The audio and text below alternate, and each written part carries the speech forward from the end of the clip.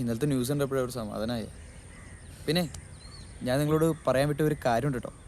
അത് നമ്മൾ അന്വേഷിച്ച ആ ആളില്ലേ, ആ കുട്ടി, അത് ബാമയാ. ആ, നമ്മുടെ ക്ലാസ്സിൽ പഠിക്കുന്ന ബാമയില്ലേ? പിന്നെ ആടാ അവളാ.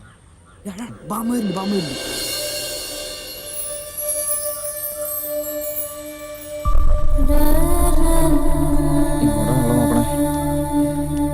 എടാ, ഇത്രയും കാലം ഞാനായിട്ട് ചെന്ന് പറയാൻ അവള് വെയിറ്റ് ചെയ്തോണ്ടിരുന്നേ.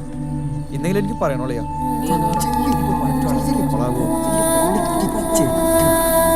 പറഞ്ഞാൽ മതിയാ.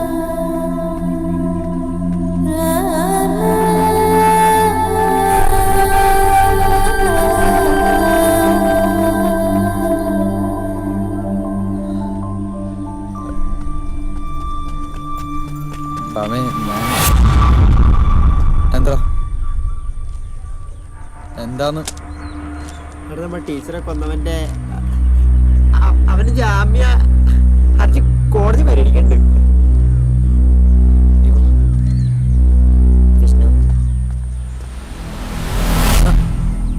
അപ്പീല് പോയിട്ടല്ലേ ഉള്ളൂ, നാളെയല്ലേ വിധി.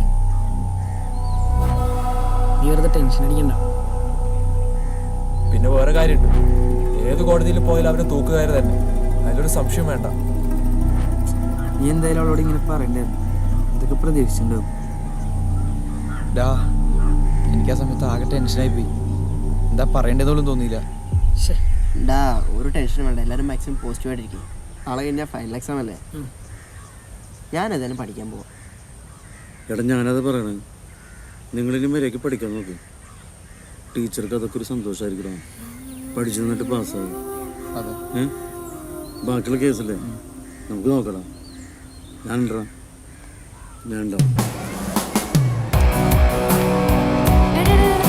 ഇന്ന് ലാസ്റ്റ് ദിവസം, എന്തെങ്കിലും നീ അവളോട് പറയണോട്ടാ.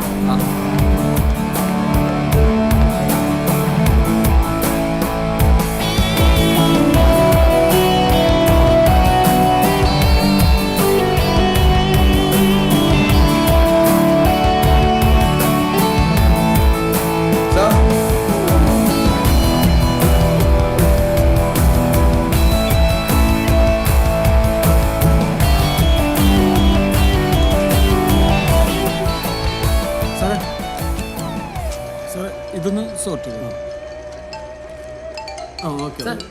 ഇതുണ്ട്. എങ്ങനെയുണ്ടായിരുന്നു എക്സാം ഒക്കെ? നന്നായിരുന്നു. ഇനി ഇവിടുന്ന് പോയാൽ ഞങ്ങളൊക്കെ ഓർക്കുവോ?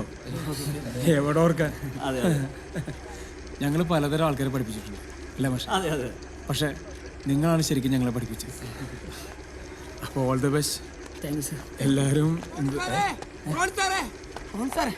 ഇത് കണ്ടോ, ആനി ടീച്ചറെ കൊന്നവൻ ജയിൽ ചാടിയിരുന്നു.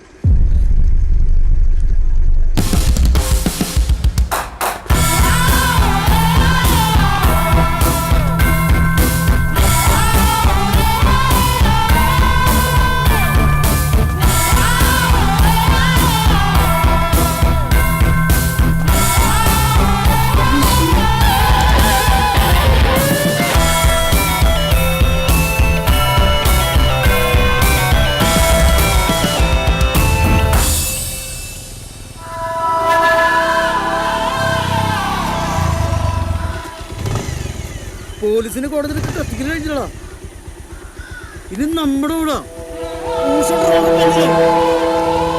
നമുക്ക്.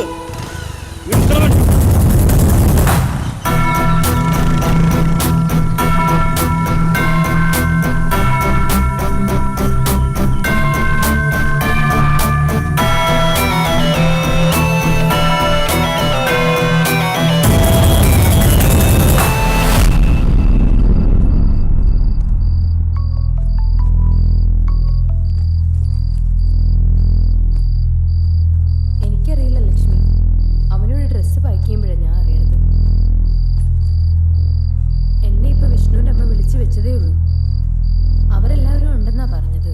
എന്തായാലും പരീക്ഷയൊക്കെ കഴിഞ്ഞതല്ലേ, അതുമല്ല ഇപ്പോഴത്തെ പിള്ളേരല്ലേ, എന്ത് ചെയ്യാൻ പറ്റും?